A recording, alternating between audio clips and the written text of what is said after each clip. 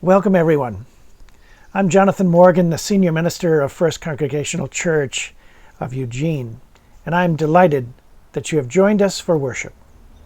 Before Lori and Barbara call us into worship with their beautiful and inspired melody, let me offer just a couple of words about our ministry at 23rd and Harris and about this service of worship. First Congregational Church is an open and affirming progressive Christian church. What does that mean?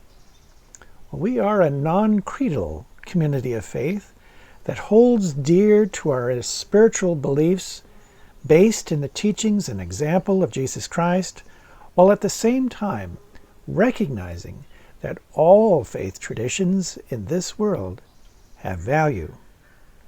We're an open and affirming congregation, which means we embrace all of humanity in its beautifully rich and varied expressions of race, gender identities, and sexual orientations, as well as cultural expressions. We are a church that strives to bring peace and justice to all of God's people, and we are committed to a path of lifelong learning, compassion, and self-giving love. We try our best to walk the talk. For this online worship, we will be lifting up and celebrating our first responders, our healers, in this community and throughout the world. I am delighted that my friend and colleague, the Reverend Mickey Varner from the Peace Healthcare System, will be offering the message in just a little bit. And so, I welcome you all again, no matter where you are on life's journey. We are delighted that you have joined us. May these words of faith, these heartfelt prayers, and the beautiful notes of our sacred songs bring you courage and joy for the living of these days. Welcome.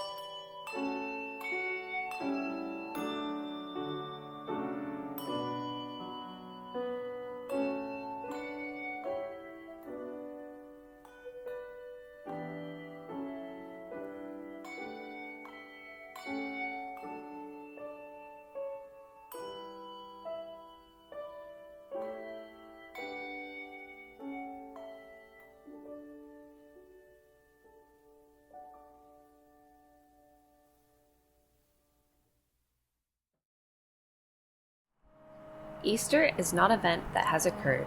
It is an adventure that has begun. Not a place that we have visited, but a path on which we stand.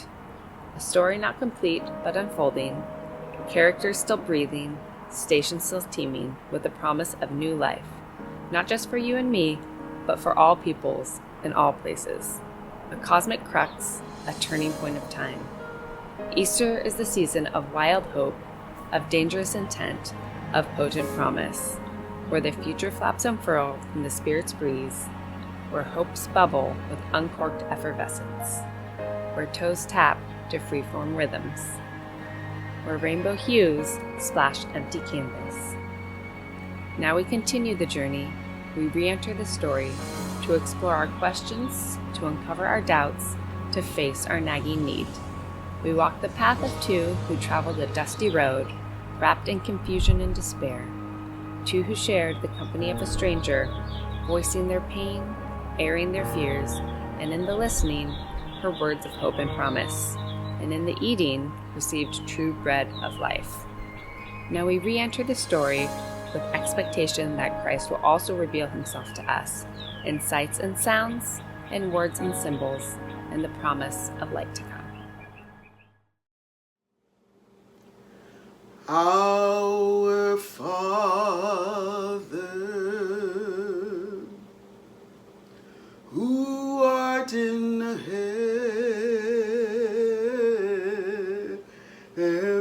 heaven, hallowed be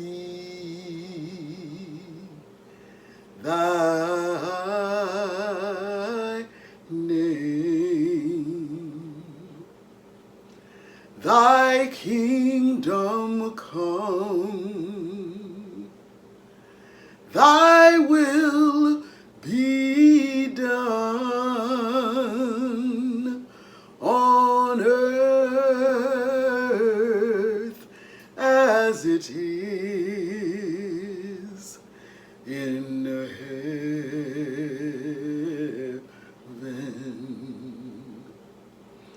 Give us this day our daily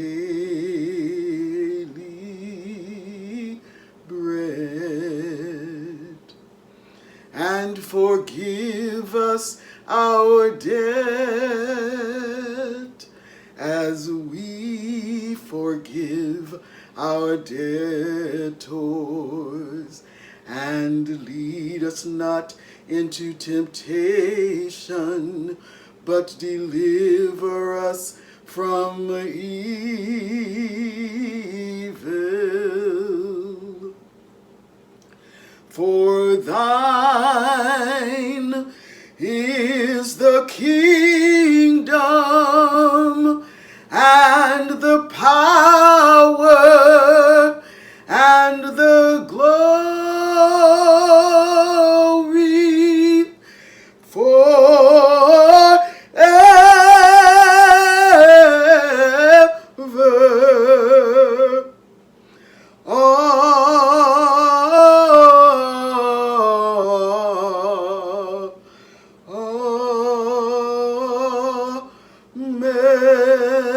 Amen.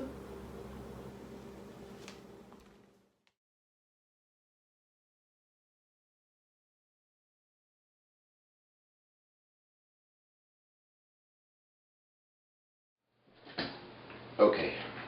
Whose turn was it? I think it's my turn. You just put those down. You sure? Yeah, I'm sure. Okay, okay. So, Oh, hello. You're early. Hey! You know, you can get some casserole in the oven or grab some rhubarb pie and then come have a seat or... It's always tea. What's Yeah. that? Oh, yes. Yes. Oh, the story. This is the night when we always tell the story. I'm glad you remembered. It is. So, who's going to tell the story? Well, let me take my turn. I'm going to pick this up. Okay, I'm going to tell the story. Okay, you go ahead, tell the story. All right. So there we were. We were in... Oh, for Pete's sake. I hate it when you tell the story that way. I'll tell the story. Oh, Okay. Go, tell the story. There we were. Always happens. It must have been the worst weekend of our whole lives. Jesus had just died. He'd been crucified, placed in the tomb, and there we all were, huddled in the upper room together, afraid, disappointed, sad, so nervous about what could happen next. Then there was a huge commotion outside, yelling and shouting, and we could hear Mary's voice. Yeah. It was Mary. Yeah, it was Mary. Right. Mary was yelling and yelling, and she came bursting through the door and came in, and she shouted at the top of her lungs, "He's alive!" Remember? He's alive! Totally. He was alive. He was alive. Just yelling. We didn't know what to think. Yes, we did. I thought right away, that woman, I could see it in her eyes. She was telling the truth. Well, I don't know about that. I wasn't even sure she went to the right tomb. But anyway, let's see. And I want you to know, there were other women there. It wasn't just Mary. They just never wrote about it. I was there. Fair enough. So, sorry, I'm going to draw.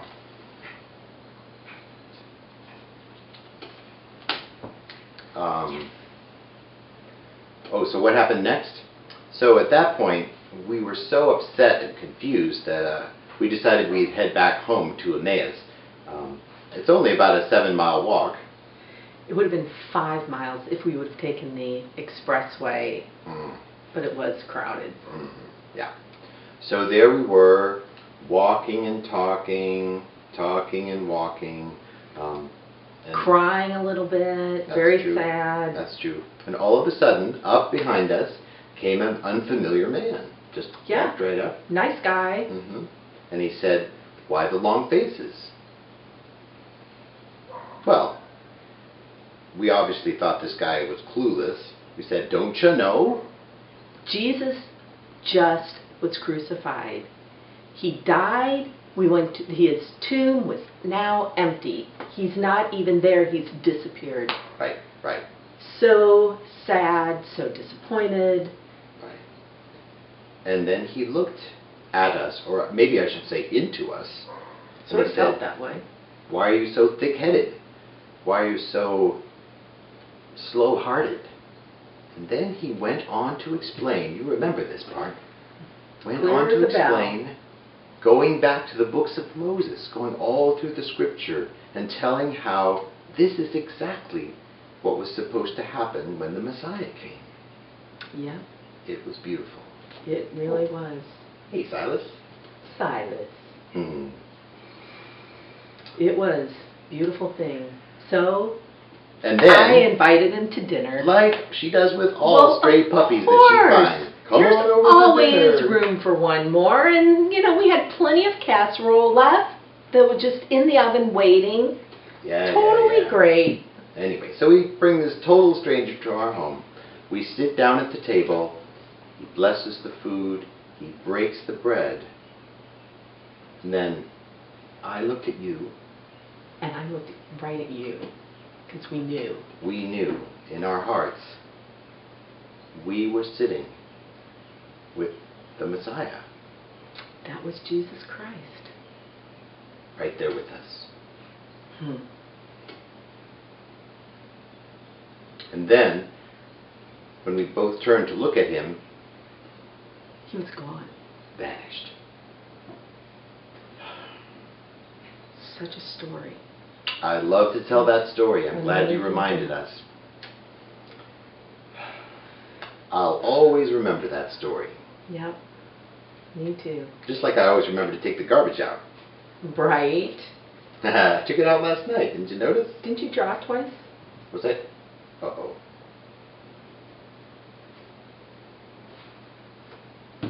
Your turn. That's not fair. Yes! What? Gin! Criminy biscuits. All right. I challenge you to another game, but let's deal her in. Come sit. Good morning. The thought for the day. This is by Cynthia Keene, The Power of Courage and Dignity in Everyday Life. Courage as a warrior depends on getting to know fear. If we ignore fear, we can't go beyond it. Trungpa Rinpoche called it a giant kindling log that we can use to develop a giant fire of fearlessness. The way to develop courage is not to cast out fear, but to find out more about it by looking directly at fear. Until you see what the problem is, trying to get beyond and get away from the fear just gives fear more energy. Finding out more about your own fear is fearlessness. It is a leap you need to take. When our heart is challenged, it is difficult to stay genuine and true and to befriend our problems as they are. We long to go beyond them instead of examining them to see what the issue really is. Based on our longing, the impulse to move away from our difficulties gets triggered really fast. But Milarepa's advice is not to get away from experience. The warrior's discipline is to lean into what frightens you. You can open to the fear or not, and you're choosing to open up. Don't look away. Even if you are afraid, don't run away. Open to what you're feeling. Soften. Then go into the fear. When you do, you experience a shift. You may become aware of a feeling of cool and alone. And that sense of slightly cold aloneness makes you feel together and realistic. Now you are a 100% real person. You are calm from being real. Now you can use your intelligence and your heart and improvise. You've just practiced the warrior's discipline. You went into the fear, and in the process, you transcended the obstacle. The power of courage and dignity in everyday life, Cynthia Keene.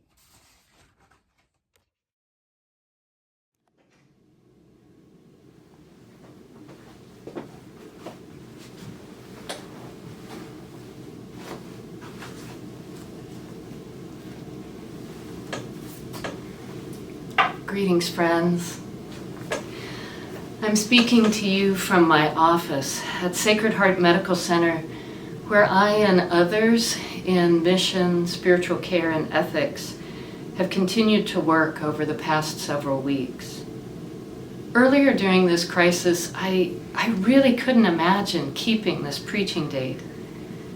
I couldn't fathom what I would say or how I could possibly have the energy, the headspace to reflect on today's gospel, much less to make meaning of it during this Easter season dominated by coronavirus and sheltering in place. As the weeks have worn on and we're all living through this time separately yet together, I've discovered some capacity that I didn't believe I would have by this point in the month of April. It may be because of our successful flattening of the curve here in Oregon, or it may be because it's during times such as these that we discover inner resources that we've never needed to draw on before. We discover perhaps that maybe we're just a little stronger than we knew. I chose this date out of several that I was offered back in January, a different lifetime ago, because the road to Emmaus is one of my favorite Easter stories. The images are so vivid, and the feelings expressed by Jesus' followers are so relatable. Often when we look at this story, we focus on how Jesus is revealed in the table fellowship of coming together around a shared meal. How Jesus is made known to us in the breaking of bread. That theme is difficult to work with this year at least in terms of our life together as a community of faith. When we're not coming together, we're not breaking bread, it doesn't really speak this year. So, how might we look at this story differently at this unique moment in time? We joined the disciples on the road to Emmaus on the afternoon of the first Easter. They have just witnessed all of the events that we recall from Palm Sunday to Good Friday, but they've not yet seen the risen Christ. I think we're in a very similar place today when it comes to all that we're living through during this time of pandemic. We can recall the world as it was, and we're now living through our unique stories of this moment in history. We know each of us and our world will be forever changed, but we don't yet know what the future looks like. Over the past weeks, there have been some very well done pieces in the national media about the ministry of hospital chaplains and what our work looks like in these days of COVID-19. To a person, at some point in these stories, the chaplains being interviewed all say some version of what I hear the Sacred Heart chaplains saying. We're really just doing what we do all the time. We're just doing it differently. One of the things I see the chaplains doing is bearing witness to these events as they unfold, so that when the time comes to look back on COVID-19 and make meaning out of all of this, they can say, I saw what that was like for you. I saw the way that experience impacted you. This year, when I reflected on today's gospel, it struck me that perhaps Jesus begins to be revealed to the disciples as they tell the story of everything they saw, everything they bore witness to in the days leading up to that first Easter day. The storytelling we do as part of making sense out of traumatic events is often the first step in making meaning out of them and putting them into the context of the whole of our life story so that they become a part of our identity. This year, during Holy Week, we didn't experience all of the drama of how quickly and radically Jesus' triumphant entry into Jerusalem on Palm Sunday is turned upside down by his betrayal, arrest, and crucifixion. And that's okay, because we're living our own drama of how quickly our lives were turned upside down by the coronavirus. My liturgics professor in seminary often reminded us that we travel through the seasons of the church year over and over again, so that when Lent really comes in our lives, we know what to do. This, he said, is why we call it practicing our faith. So here we are. On the church calendar, it's the third Sunday of Easter. On the 2020 calendar, it's the 5th or 6th or 7th week of social distancing and sheltering in place. We, like the disciples on the road to Emmaus, are on a long, slow journey together, from the life as we knew it to life as it's going to be, and we've not yet seen the risen Christ. On a Sunday, out there in the future, we will once again come together as a community of faith to meet the risen Christ. to meet the risen Christ anew in one another, in our fellowship, in our singing, and in our breaking of the bread. We will recall the stories of these days, and we will bear witness for one another to what this time of separation has cost us and what it has given us, and how it has changed us forever. One of the things I've always found fascinating about the post-resurrection appearances of Jesus is that the disciples almost never recognize him. This has always said something to me about how transformative the process of death and resurrection was, when Jesus' closest friends no longer recognized him. And so, we live the events of Jesus' life over and over again throughout the seasons of the church, so that when those seasons come in our lives, we know what to do. This, my friends, is the moment we've been practicing for. Amen. Will you pray with me? Great Healer, we seek your presence here today from a place of acute awareness of the fragile nature of this gift of life, a place of fear and fatigue, a place of disease and desolation, a place of anxiety, isolation, and inadequacy in the face of a cruel, invisible enemy. And we beg you from millions of hearts around the world to help us find a path to healing in this time when for so many a pathway to curing cannot be found. Dear one, come close now. Comfort us. Help of the helpless, oh, abide with us.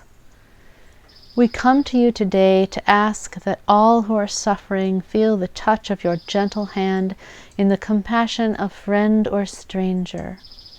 We ask that you make healers of us all, even as you especially bless and strengthen those who spend their days, their every waking thought, their bodies, their hearts, and their tears in the care of all those who are stricken with illness. First responders, nurses and doctors, nursing aides and chaplains at the bedside, and all of the supporting staff without whom this tragedy would surely be multiplied. The blessed facilities, laundry, and cleaning staff who go about their days in quiet humility, ensuring a safe place for the sick. The technicians who test and bring clarity. Those who scan monitors for hours with sleepless eyes, keeping watch for concerning changes. Medical secretaries who facilitate the flow of vital information. For physical, speech, and occupational therapists who work to raise the phoenix from the ashes of severely weakened human beings in recovery.